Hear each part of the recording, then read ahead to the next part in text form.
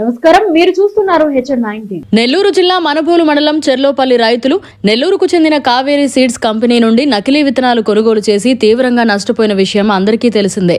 ఈ క్రమంలో మంగళవారం మాజీ మంత్రి సోమిరెడ్డి చంద్రమోహన్ రెడ్డి చెర్లోపల్లిలో పొలాలను పరిశీలించారు. అనంతరం మీడియాతో మాట్లాడుతూ కావేరీ కంపెనీ సీడ్స్ మేనేజర్ శుక్రవారం తనతో మాట్లాడి రైతులకు నష్టపరిహారం చెల్లిస్తామని చెప్పారని, ఇప్పటికీ 3 రోజులు గడుస్తున్నా సమాధానం చెప్పడం లేదని విమర్శించారు. నకిలీ విత్తనాలు వాడి నష్టపోయిన రైతులను వెంటనే ఆదుకోవాలని కోరారు. వ్యవసాయ శాఖ మంత్రి పూర్తిగా విఫలం చెందారని విమర్శించారు. బడా కంపెనీ రైతులను ఆదుకోవడంలో ఎందుకు జాప్యం చూపిస్తున్నారని ప్రశ్నించారు. లక్షల రూపాయలు నష్టపోయిన రైతులను వెంటనే ఆదుకోవాలని సూచించారు. వ్యవసాయ శాఖ మంత్రి కన్నా వ్యవసాయ శాఖ అధికారి మేలని తెలిపారు. రైతులకు నకిలీ విత్తనాలు అమ్మిన కావేరీ సీడ్ కంపెనీపై చర్యలు తీసుకోవాలని డిమాండ్ చేశారు.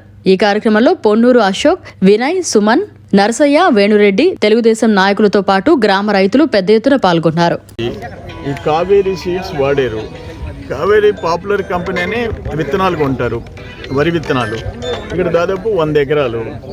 ఇప్పుడు ఇంకా నెల రోజులకి వెన్ను రావాల్సింది ఇప్పుడే వెన్ను వచ్చేసింది. అంటే 4 పుట్లు 4.5 పుట్టి కావాల్సింది, అంటే అట్లీస్ట్ 3.5 టన్ను కావాల్సింది ఇప్పుడు 1 టన్ను కూడా అయ్యే పరిస్థితి లేదు.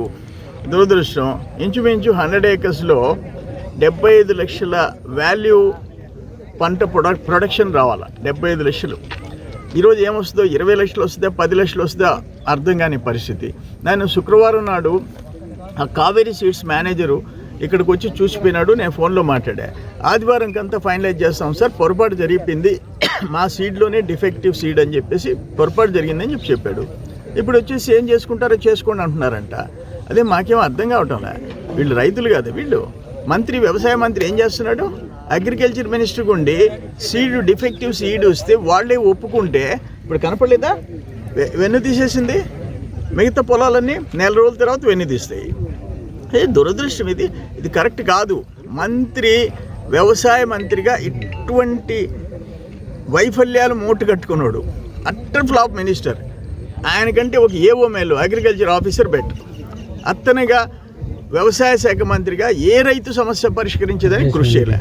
ఏదైనా ఇష్యూ వస్తే ముఖ్యమంత్రి దీన్ని వెంటనే కావేరీ సీడ్స్ చేత, అదేం పెద్ద కంపెనీ, వాళ్ళకేం పెద్ద ఇష్యూ కాదు, వీళ్ళకి నష్టపరిహారం న్యాయంగా రైతు కష్టపడికి ఎంత ఆదాయం వస్తుందో అది నష్టపరిహారం రూపంలో కట్టి తీరాలా, లేకపోతే ఒప్పుకునే ప్రసక్తి.